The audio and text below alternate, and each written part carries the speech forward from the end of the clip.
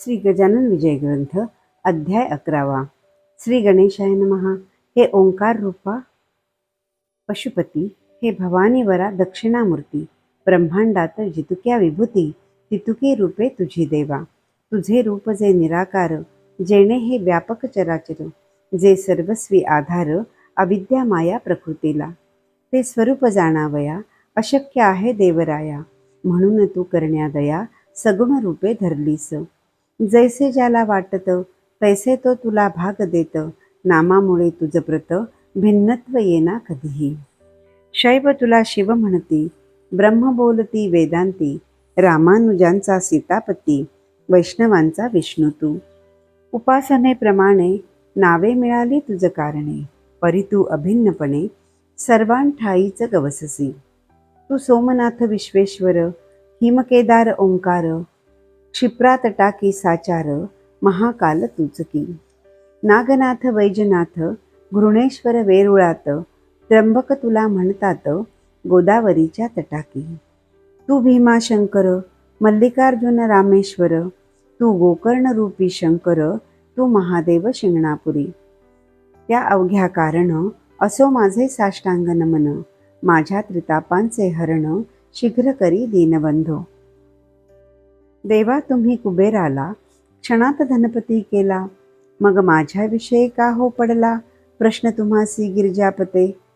बाळकृष्णाच्या सदनासी समर्थ आले दुसरे वर्षी, त्या बाळापुरासी दासनवमी कारणे। सुखलाल बाळकृष्ण या बाळापुरा लागून, निस्सीम भक्त होते दोन, त्यांची सरी नये कोणा।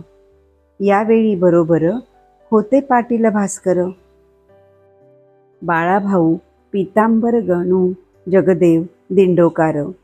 उत्सव दासनवमीचा सांग झाला तेथसाचा, दैवयोग भास्कराचा तेथेच आला ओढवून।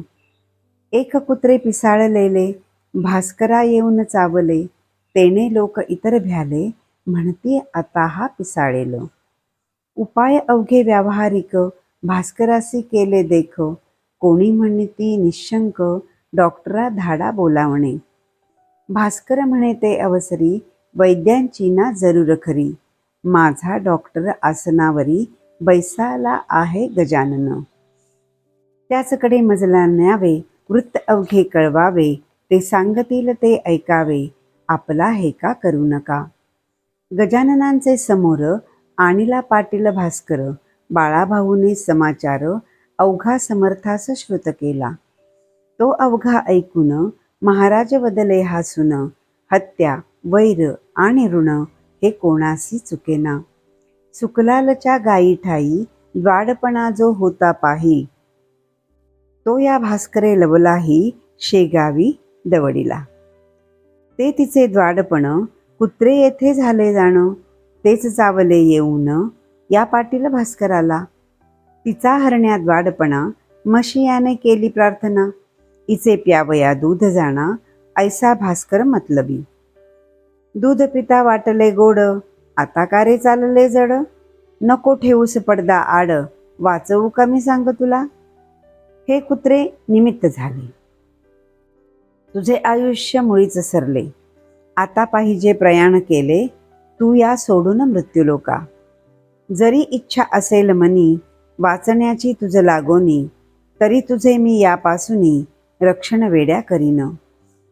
परिती होईल उसनवारी, जन्म मृत्यूची बाळा खरी, या अशाश्वताच्या बाजारी देणे घेणे चालले। बोल आता झडकर, काय तुझा विचार, ऐसी कधी ना येणार, पर्वणी ती जाण तुला।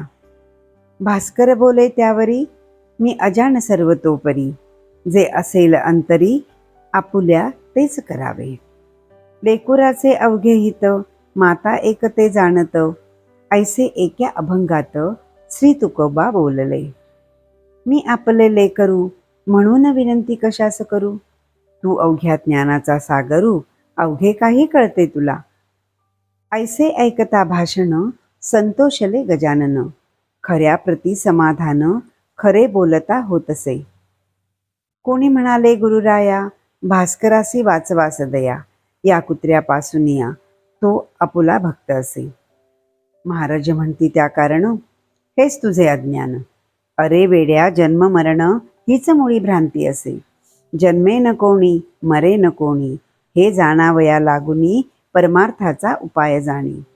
शास्त्रकारे कथन केला, त्याचा उपयोग करावा.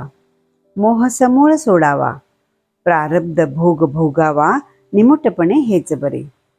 संचित प्रारब्ध क्रियमाण हे भोगल्या वाचून, या बद्ध जीवा लागून सुटका होणे मुळीच नसे. पूर्वजन्मीचे जे करावे ते या जन्मी भोगावे, आणि ते भोगण्यासाठी यावे. जन्म हा सिद्धांत असे. या जन्मी जे करावे ते पुढच्या जन्मास उरवावे.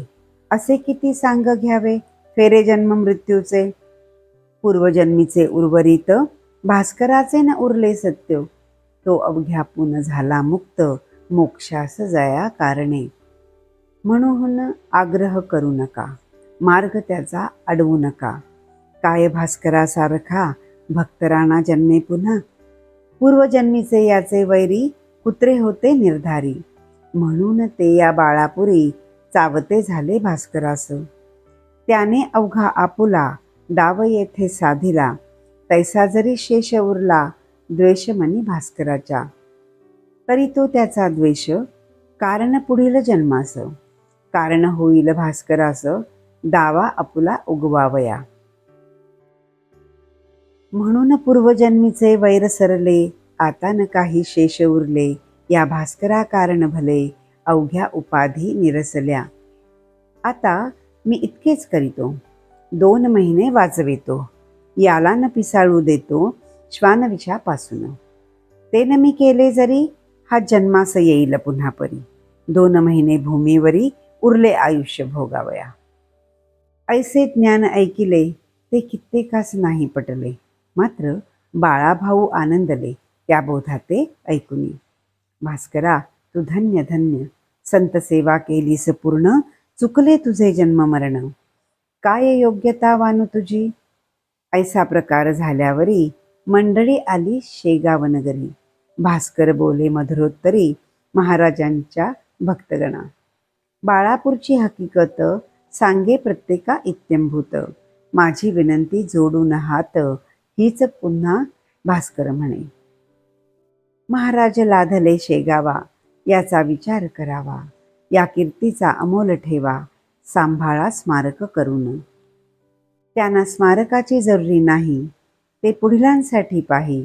ते स्मारक साक्षी देई त्यांच्या अमोल साधुत्वाची.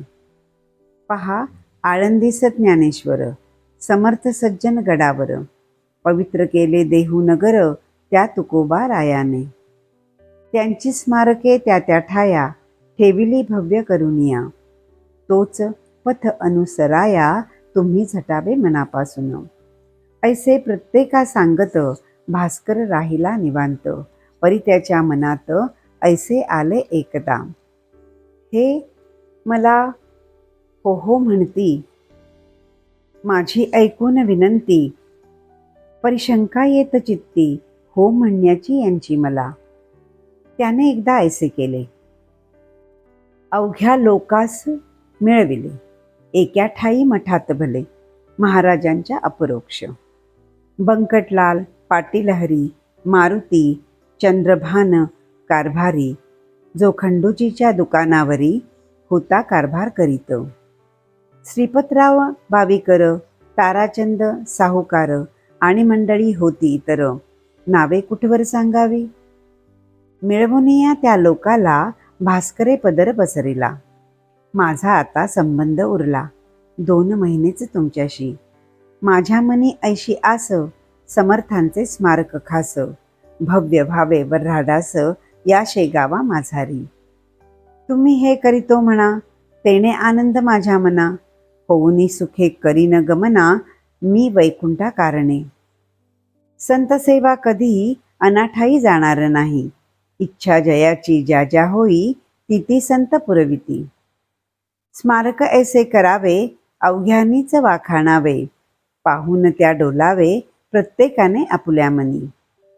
ऐसेच स्मारक करण्याची शपथ वहा समर्थांची.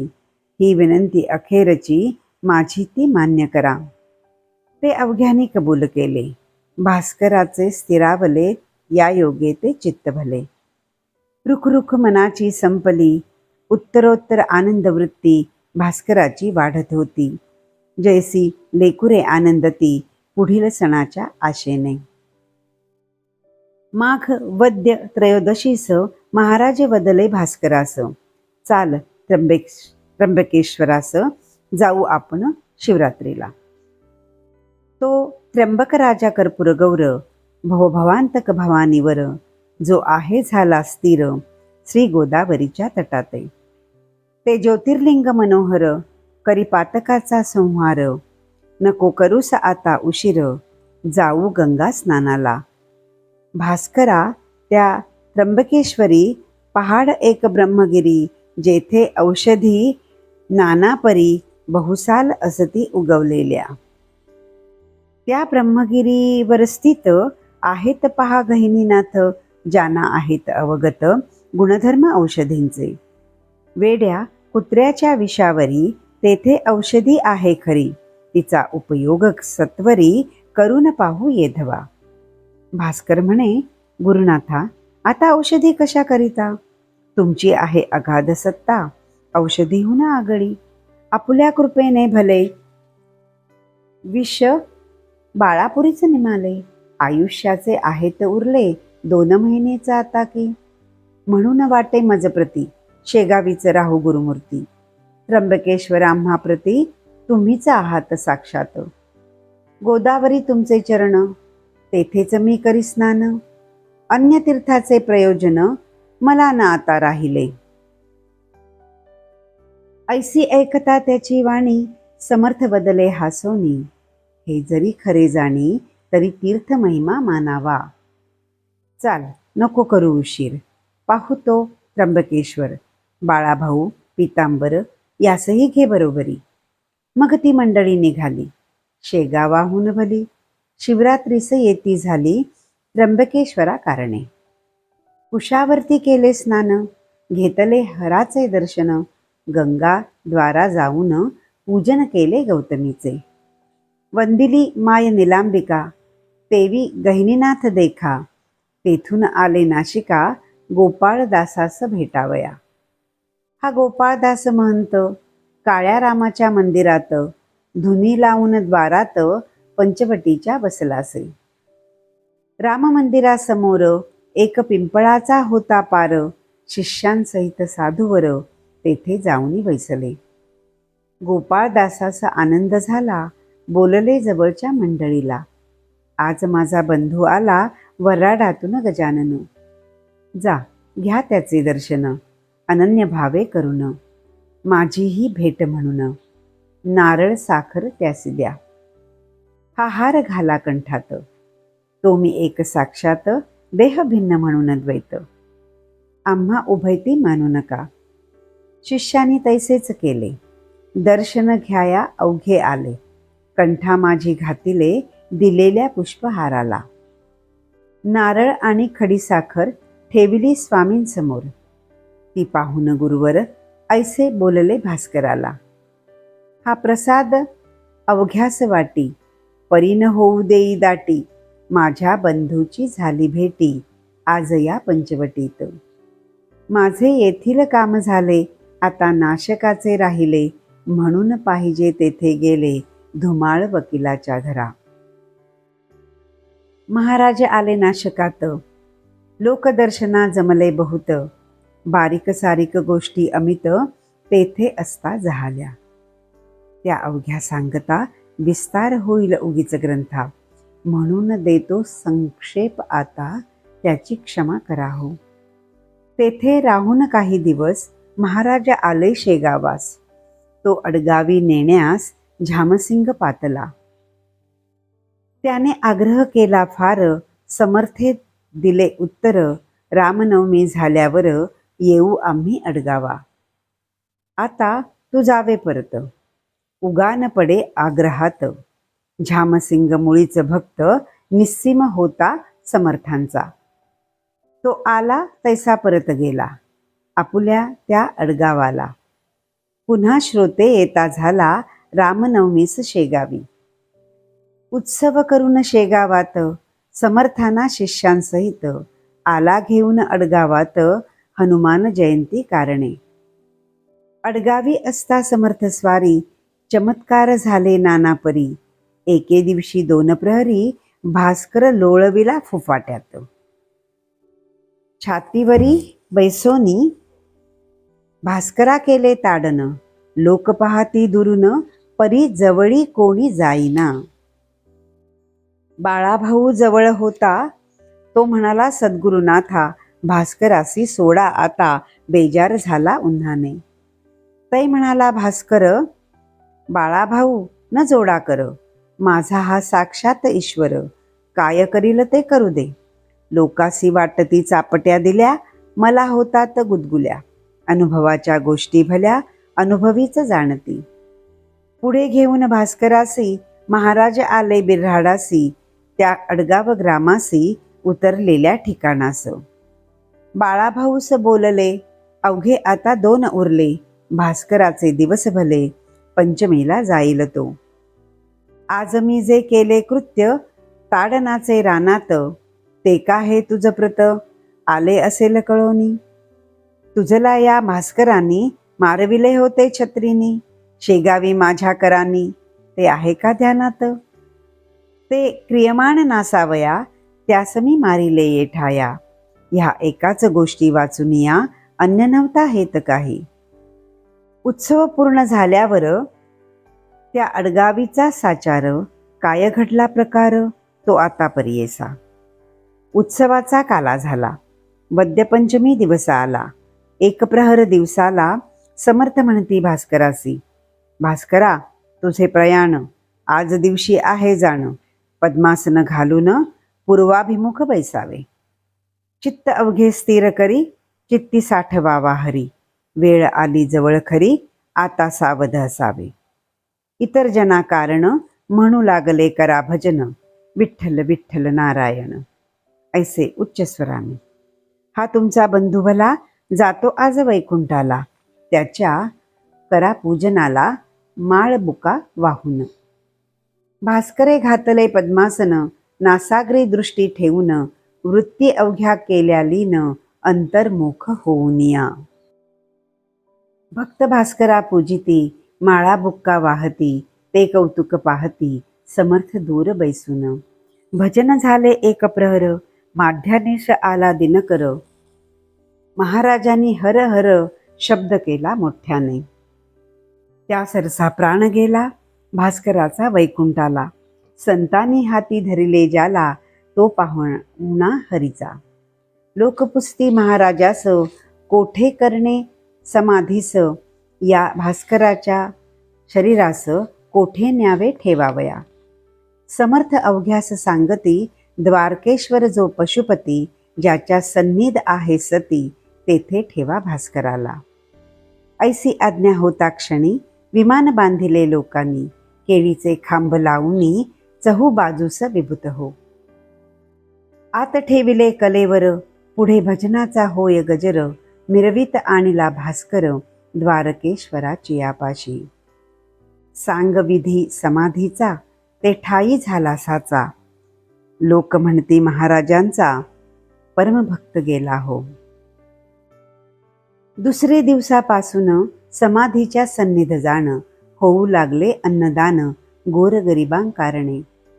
स्थान द्वारकेश्वराचे, अडगावच्या सन्निधसाचे. अंतर 1 मैलाचे, गावापासून उत्तरेस. जागा द्वारकेश्वराची, परम रमणीय होती साची. झाडी चिंच वृक्षांची, होती विशेष ते ठाया. निंब, अश्वत्थ, मांदार, आम्र, वट, औदुंबर, ऐसे वृक्ष होते इतर. शिवाय काही फुलझाडे. अडगाव अकोलीच्या मध्यंतरी हे ठिकाण निर्धारी. तेथे समाधी दिधली खरी, समर्थानी भास्कराला. 10 दिवस अन्नदान, झाले याचे वर्णन. तुम्ही नुकतेच केले श्रवण, संत भंडारा नाव ज्याचे. चिंच वृक्षांच्या सावलीत, जेवाया बसे पंगत. तई कावळे अतोनात, त्रास देऊ लागले. काव काव ऐसे करीती, द्रोण पात्रींचे उचलून नेती, मलोत्सर्ग तोही करीती जेवणाऱ्यांच्या अंगावर. त्यायोगे लोक त्रासले, कावळ्यास हाकू लागले, भिल्लानी ते तयार केले, किरकमटे त्या मारावया. तई बोलले गजानन, अवघ्या लोका लागून. नका मारू त्या कारण, अपराध त्यांचा काही नसे. या भंडाऱ्यात येण्याचा हेतू इतकाच आहे त्यांचा, प्रसाद आपणा भास्कराचा इतरांपरीच मिळावा.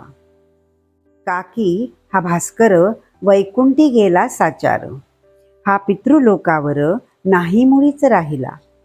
10 दिवसपर्यंत प्राण अंतरिक्षात राहे परिभ्रमण करीत, सपिंडी होता जाय पुढे.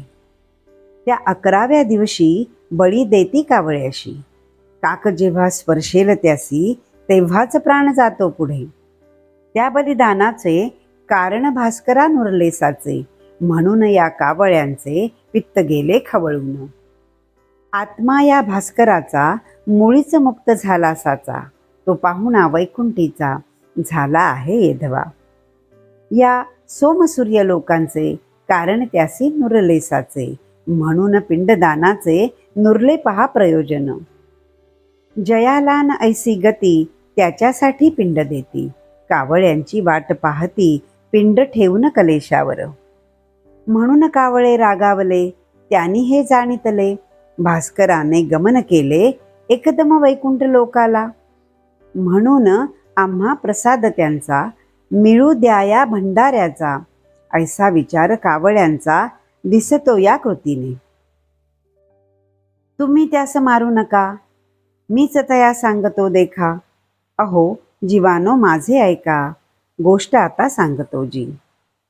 तुम्ही उद्यापासून वर्ज करा हे ठिकाण, ना तरी भास्करा लागून येईल माझ्या कमीपणा. आज प्रसाद घेऊन तुम्ही तृप्त व्हा अवघे जण, मात्र उद्यापासून या स्थळाशी येऊ नका. ऐसे महाराज बोलले, ते भाविकासी अवघे पटले, परी कुत्सित जे का बसले होते त्या मंडळीत. ते एकमेका लागुनी म्हणते झाले हासोनी, ही गजाननाने केली वाणी असतानी की निरर्थक. पक्षी कुठे का वागतात मानवाच्या आज्ञेत, पाहू याची प्रचिती उद्या मुद्दाम येऊनी. हे वेडे काही बोलती, भाविकांना दिलाविती, आपले स्तोम माजविती, संतत्वाचे निरर्थक. अहो साजेल ते बोलावे, जे का पचेल तेच खावे, उसने न कधी आणावे अवसान ते अंगात.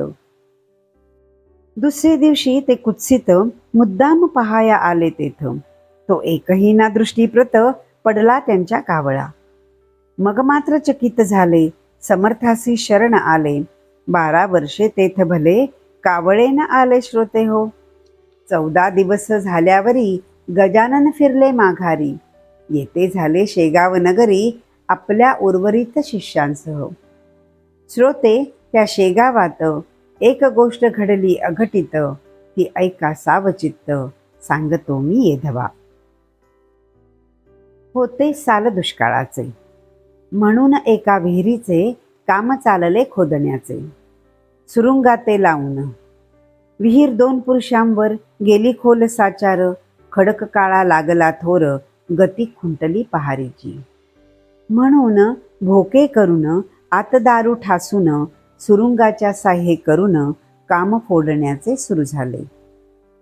चारी बाजूस भोके चार, केली पहारीने तयार, दारू ठासली अखेर आत दोऱ्या घालून.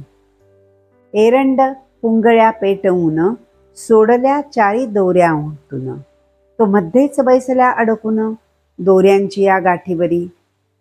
पुंगळी खाली जाईना, दारू सविस्तव लागेना, पाणी दम धरीना, आले जवळी सुरुंगाच्या. तै कामावरचा मिस्त्री विचार करी अंतरी, सुरुंगास लागल्या वारी सुरुंग वाया जाईल की.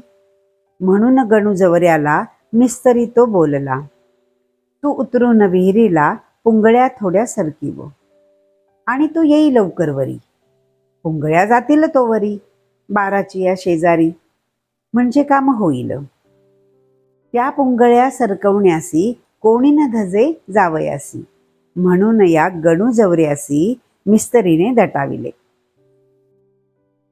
काय करीतो बिचारा, दारिद्र्य होते ज्याच्या पदरा, त्याच्यावरी चाले जोरा, यज्ञास बळी बोकडाचा. या गणू जवऱ्याची निष्ठा समर्थावरी साची, आज्ञा होता मिस्त्रीची, गणू आत उतरला. एक पुंगळी सरकविली, ती तात्काळ तळा गेली. दारूप्रती जाऊन भिडली, गणू आत सापडला. दुसरीस जो घाली हात, पुंगळी सरकवण्याप्रत तो पहिला सुरुंग उडाला सत्य, मग काय विचारता. गणू म्हणे विहिरीतून, समर्थाये धावून, माझे आता रक्षण, तुझ्या विण कोण करी. विहिरी माझी धुराचा, डोंब झाला होता साचा, दुसरा सुरुंग पेटण्याचा अवधी उरला थोडका. तो गणू जवऱ्या भली कपार हाती लागली. त्या कपारीत बैसली स्वारी गणू जवऱ्याची. एका मागून एकानी पेट घेतला सुरुंगानी, उडाले सुरुंग ऐसे तिन्ही, दगड अपार निघाले. लोक जे का होते वरती, ते बोलले ऐशारीती, बहुधा मिळाली असेल मुक्ती, विहिरी माझी गणूला.